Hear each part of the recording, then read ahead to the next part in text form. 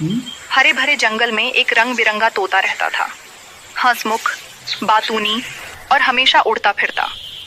उसी जंगल में एक राजसी मोर भी रहता था। नीले पंख, लंबी पूंछ और बादलों जैसी शान।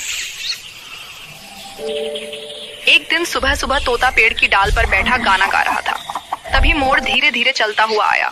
तोता बोला, भाई मोर, तुम इतना सुंदर नाचते हो, क्या मुझे भी नाचना सिखाओगे?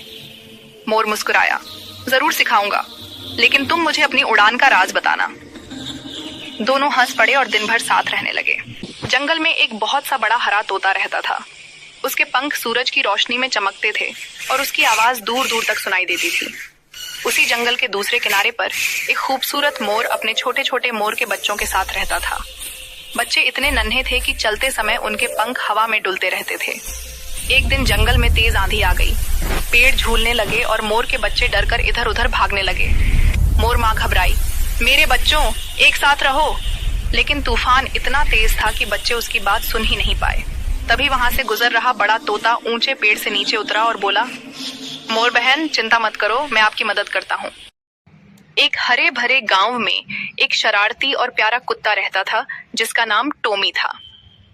टोमी गांव भर में अपनी तेज चाल, मस्ती और छोटे छोटे करतबों के लिए मशहूर था। उसी गांव में एक सुंदर और समझदार घोड़ी रहती थी जिसका नाम था गौरी।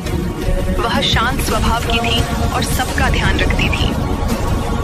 एक दिन गांव में तेज तूफान और आंधी आने लगी। बादल गरज रहे थे, पेड़ हिल रहे थे और बारिश लगातार तेज हो रही थी। सभी जानवर अपने अपने कोठों में छुप गए, लेकिन टोमी अपनी शरारतों में इतना खो गया था कि वह खुले मैदान में ही रह गया। हवा के झोंकों में उसका छोटा शरीर डगमगाने लगा और वह डरकर एक कोने में सिमट गया। दूर से गौरी ने टोमी को कांपते हुए देखा। वह समझ गई कि टोमी बाहर अकेला फंस गया है।